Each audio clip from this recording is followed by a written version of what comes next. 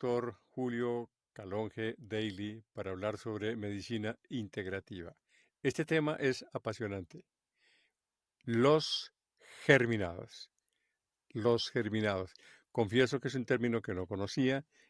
Estoy absolutamente en cero y me parece interesante porque lo que vamos es a aprender sobre los germinados. Específicamente, ¿qué es un germinado, doctor? Buenas tardes. Un germinado es, muy buenas tardes primero que todo. Un germinado es una semilla que acaba de nacer, que acaba de brotar. El experimento clásico, todos lo hicimos en primaria, pues del vaso de vidrio con el algodón encima y la semilla de frijol, el vaso lleno de agua y el frijol empezaba a germinar y bota un tallito con dos hojitas, en el caso de frijol cotiledones. Pues básicamente ese es el germinado, es una semilla que acaba de nacer. ¿Cuál es el gran valor y por qué vamos a hablar en medicina de un germinado? La gente dirá, esto no es un programa, no es un programa de agronomía, porque el alimento más rico del mundo en nutrientes es una semilla que acaba de germinar. Cuando una semilla ¿Cómo? acaba de germinar, tiene todos los ahorros que traía en su cáscara, en su interior, los saca a la calle para poder empezar a vivir. Porque listo, yo tengo una semilla en un medio controlado donde la siembro y esa semilla nace y esa semilla yo la cuido y le pongo agua y todo y esa semilla está contemplada, esa semilla, y hasta le puedo echar, la puedo fertilizar, pero imaginémonos las semillas que nacen en un bosque que no tienen ese cuidado, que les toca sobrevivir solitas. Entonces la semilla al germinar tiene toda su carga de vitaminas, de minerales, de nutracéuticos, de hermoso. Es el alimento más rico que hay en la tierra, una semilla que acaba de germinar. Y es un alimento barato, es un alimento muy rico, pero casi nadie lo consume. Sí, de los germinados. Aún todavía no me queda muy claro de qué manera uno debería aprovechar los germinados. ¿En qué momento se deben comer? ¿Qué tipo de germinados? ¿Qué tipo de semillas estamos hablando? Puedes germinar cualquier cosa que sea comestible. Lo que más germina uno son los granos, lentejas, frijoles, maíz, quinoa, amaranto, pero vos puedes germinar lo que quieras, puedes germinar avena, cebada, inclusive la gente que tiene intolerancia al gluten. Un trigo germinado, que en inglés se llama wheatgrass, más o menos pasto de trigo es la traducción, o hierba de trigo. Esa persona puede comer el trigo porque la proteína todavía no se ha formado, está en muchos ladrillitos. Muchos ladrillitos se llaman aminoácidos y muchos ladrillitos forman unos ladrillos más grandes que se llaman péptidos. Estoy hablando de las proteínas y varios péptidos forman una proteína. Todavía un trigo apenas germina, todavía no ha formado el gluten. Y ese es un alimento que no te imaginas todas las propiedades que tiene. Y así pasa con muchos alimentos, ¿no? No hay una buena absorción Entonces, a ver, si nosotros tenemos, por ejemplo, en nuestra terraza, en nuestra casa, en nuestra finca, en la cocina, una ¿sí? huerta o en la cocina, claro, nosotros tenemos la tendencia de tener una lechuga hasta que crece, una mata de maíz 6 meses, papa no sé cuántos meses. Entonces lo que estamos hablando con esto de los germinados es ese pequeño tallito que sale del frijol. Eso es lo que tenemos que comer en la siguiente semana en que aparece. ¿Dos Sí. semanas? Uno puede germinar cosas. Hay cosas que germinan muy rápido. En 2, 3 días están ya germinadas y ya no las podemos comer. Obviamente uno no se va a comer una sola, uno se come un puñado. Pero hay cosas que se demoran 5 días, 7 días en germinar. El wheatgrass, por ejemplo, el trigo, no se lo va a comer uno a los 2, 3 días porque no ha germinado bien. Pero eso tiene tantas vitaminas y minerales asimilables que es oro.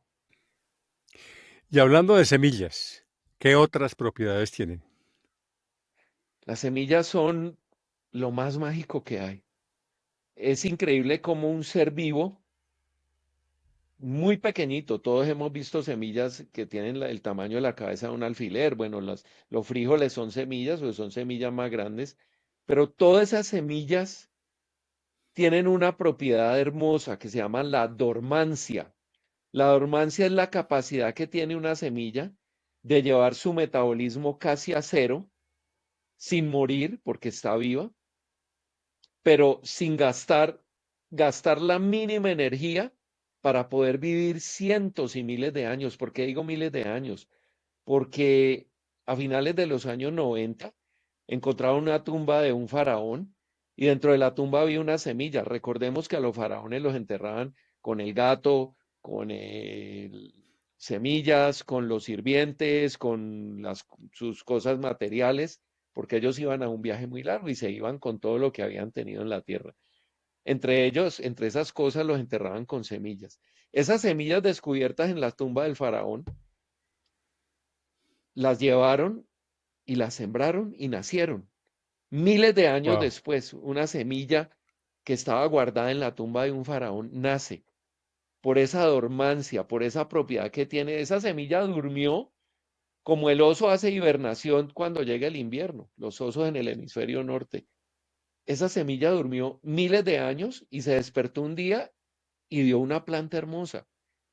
Entonces, la semilla, eh, imagínense toda la carga de minerales y de vitaminas que tiene guardada para luego, apenas se despierta de esa dormancia, tener esa gran carga nutricional que nos va a ser de mucho provecho a los seres humanos. Wow, es impresionante. Hablando también de plantas, es muy popular hoy en día los batidos. ¿Usted qué piensa de esto? Lo mal llamado batido, ¿no? Realmente, a ver, lo primero que tengo que decir es que cualquier cosa licuada, estamos hablando de vegetales obviamente y de frutas, tienen propiedades nutricionales que no se pueden negar, son innegables y eso está bien, ¿ok? Pero si yo quiero extraer, y ahí va, ahí va el nombre de esto, extractos verdes o extractos vegetales. Si yo quiero extraer la riqueza más grande de una planta o de un vegetal o de una hoja o de una fruta, debo separar la fibra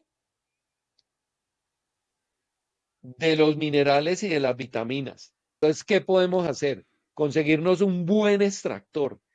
¿Qué es un buen extractor? Un extractor bueno es un extractor que no es de cuchillas, sino de prensa.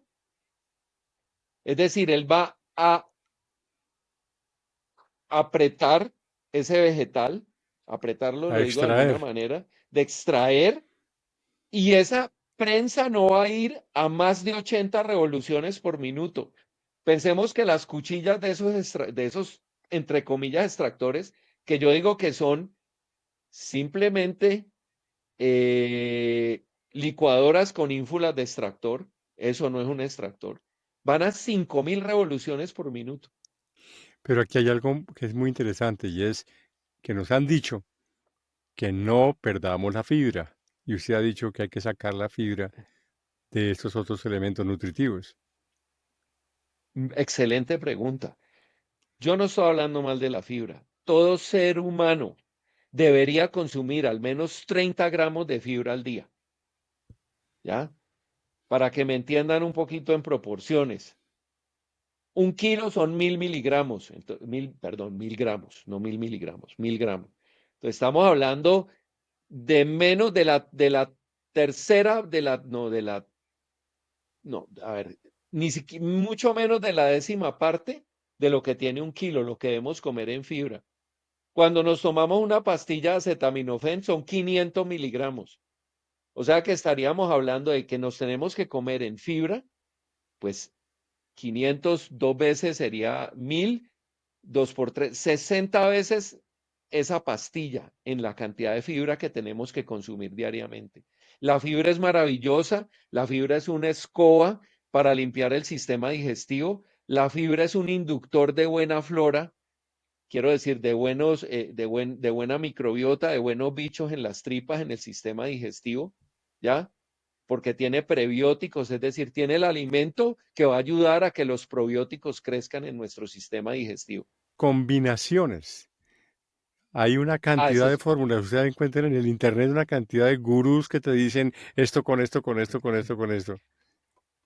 bueno, entonces, ¿cuál es mi opinión respecto a las combinaciones?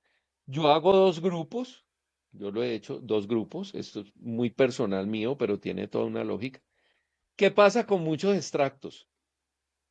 Por ejemplo, el extracto de diente de león, que es bellísimo. El diente de león es lo máximo que puede haber para limpiar el hígado junto con la alcachofa y el cardo mariano y el rábano negro. Son cuatro alimentos. Vamos a hacer un programa sobre cómo desintoxicar el hígado con vegetales. Yo hago dos grupos. En el grupo A coloco manzanas. Aquí en Colombia yo le digo a la gente que consiga manzana criolla, es decir, una manzana que es cultivada en este país. Es más pequeña, no es tan bonita a los ojos, pero es mucho más sana porque no tiene todos esos pesticidas, toda esa carga que trae la manzana que viene de afuera. En el grupo A también está el agraz, que es un familiar, es una vaccinia, es un familiar del blueberry. Aunque ya en Colombia se consigue blueberry, lo podemos también utilizar. En el grupo A yo meto también la zanahoria, ¿ya? Y en el grupo B meto el pepino, las hojas, cualquier tipo de hoja, hojas de lechuga, hojas de kale, de col rizada, hojas de espinaca, cualquier hoja que sea comestible, berros, rúgula, cualquier hoja es fabulosa. Apio, selga, bueno, la selga es una hoja también. Entonces hago esos dos grupos y combino uno solo del grupo A, es decir, o manzana, o zanahoria, o agraz, o blueberry, con dos o tres o cuatro del grupo B. Entonces estoy dándole un poquito de sabor al extracto, ¿ya? Para Ujú. que sea rico. Obviamente el blueberry, el agraz, todas esas cosas tienen propiedades muy interesantes, tienen minerales, tienen vitaminas, tienen fitoquímicos que nos pueden ayudar. El blueberry y el agraz tienen una molécula muy interesante que funciona muy bien para las infecciones urinarias, que se llaman las antocianidinas, ¿ya? Y en el grupo B meto hojas, puede ser hojas de diente de león también, que van a proporcionar también una serie de fitoquímicos muy, muy interesantes, pero no solamente van a proporcionar fitoquímicos, sino que van a proporcionar vitaminas, minerales y clorofila. La clorofila es una molécula hermosa porque la clorofila es una molécula que está llena de magnesio y todos los seres humanos estamos pidiendo magnesio a gritos. Ahora, no vamos a preparar un vaso como este, por ejemplo, un vaso de cerveza de 500 mililitros. No hay que tomarse un extracto de ese tamaño.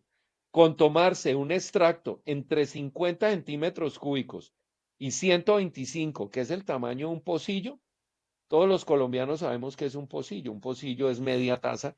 Para la gente que no es de Colombia, un pocillo es media taza, 125 ml. Yo recomiendo tomar dos o tres veces al día extractos. La cantidad debe ser entre 50 ml o centímetros cúbicos y 125 ml. Ahora, para finalizar, ¿qué no es bueno en esas combinaciones?